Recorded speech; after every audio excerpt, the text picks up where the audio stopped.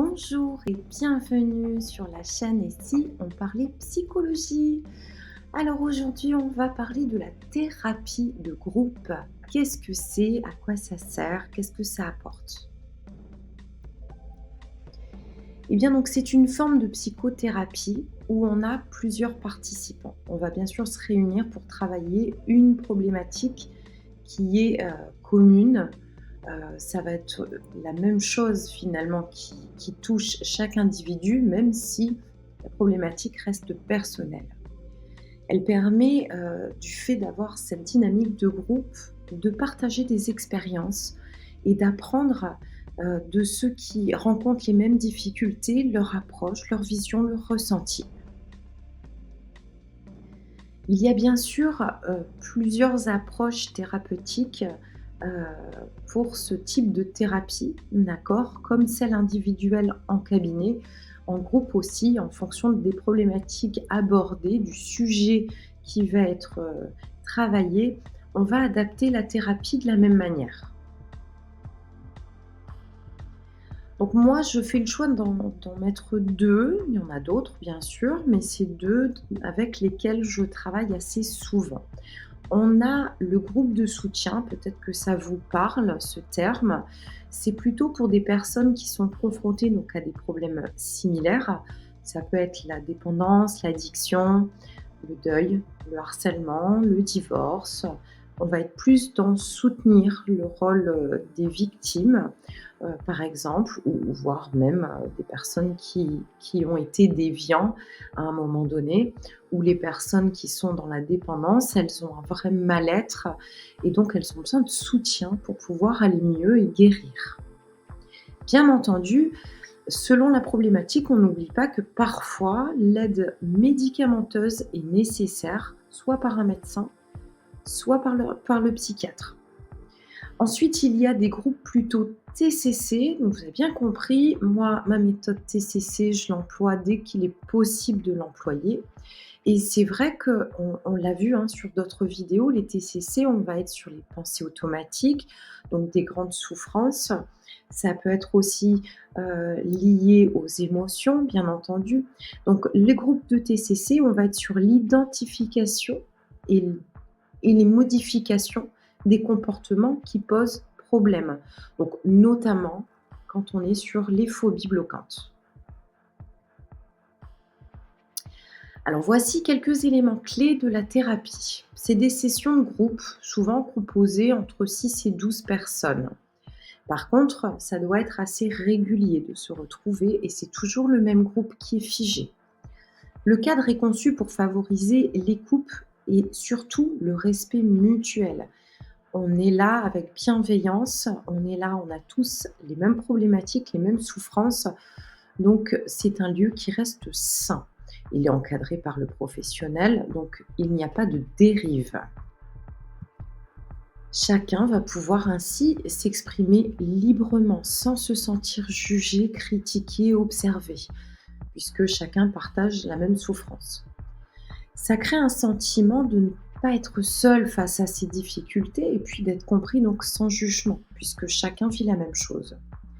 Et les interactions, elles vont permettre d'obtenir, des retours honnêtes et bienveillants de personnes qui ne sont pas des professionnels, qui sont juste des humains qui sont comme vous.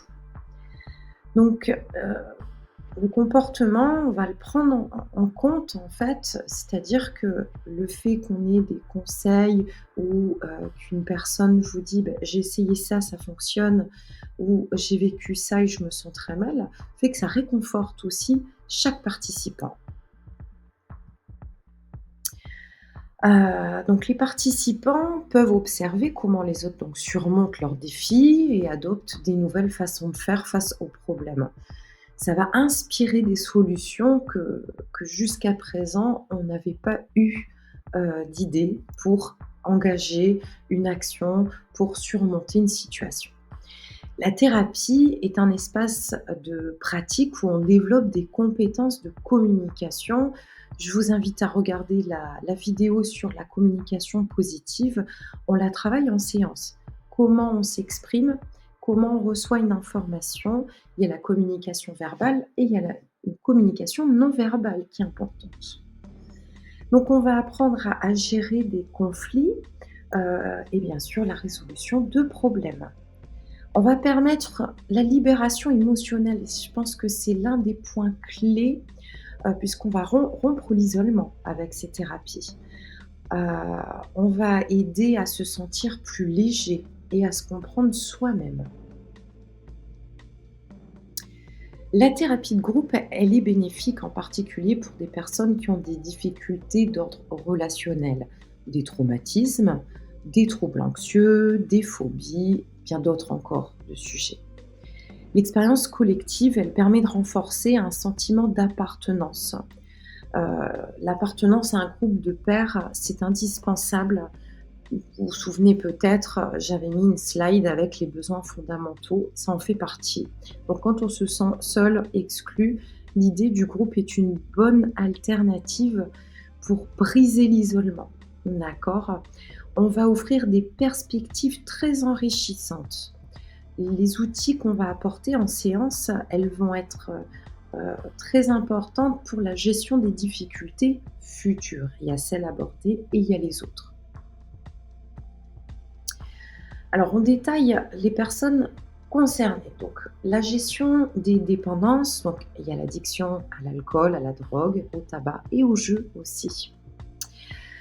Les traumatismes et les expériences passées, oui, on sait bien que si on a eu des difficultés, bah, peut-être qu'on est un petit peu plus vulnérable. On en a parlé dans d'autres vidéos et c'est vrai que parfois le fait d'avoir vécu quelque chose de supplémentaire peut enclencher chez nous, des mécanismes de défense et parfois c'est au détriment de notre confort affectif. Donc le groupe, il va offrir un soutien mutuel. Il va aider à exprimer la douleur, ne plus se sentir seul, permettre une guérison, une voie en tout cas et avoir encore une fois des outils. Donc il y a la perte, le deuil qui est un sujet très souvent abordé en collectif, parce que c'est un thème central. Les participants, ils peuvent partager leurs sentiments de perte et trouver des moyens d'avancer, tout en honorant bien sûr le souvenir des personnes décédées. Parfois, on ne peut pas le verbaliser en famille ou avec des amis, mais dans ces groupes, puisque tout le monde a cette étape charnière qui est difficile à surmonter, c'est plus simple de discuter et d'échanger. L'acceptation de soi et l'image corporelle, c'est aussi un sujet.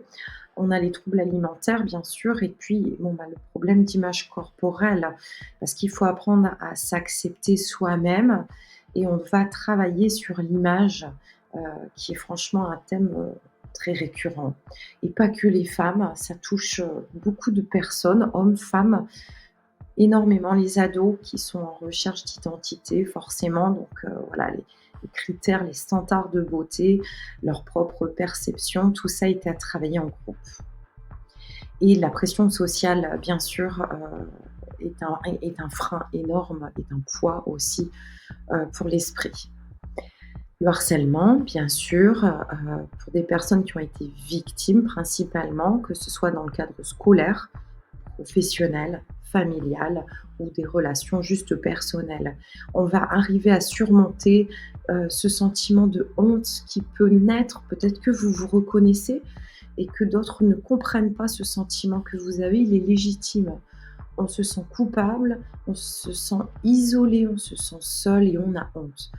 Et bien tout ça, ça peut se travailler en thérapie. Donc voilà, la thérapie de groupe n'a plus de secret pour vous. J'espère avoir répondu à de nombreuses questions, avoir pu aussi vous exprimer un peu le déroulement de qu'est-ce qu'on a, qu'est-ce qu'on retrouve et comment ça se déroule. Donc n'hésitez pas à demander de l'aide.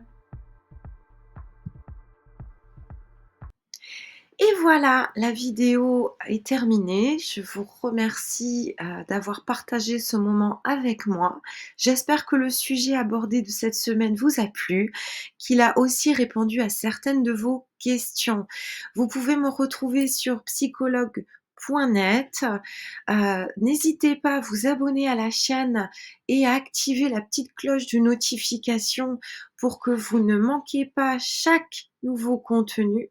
J'essaye d'être, très régulière, hein. Chaque dimanche, je poste un nouveau sujet qui est proposé finalement par vous et j'essaye d'y répondre en fonction de la demande. Voilà, je vous dis donc à la semaine prochaine.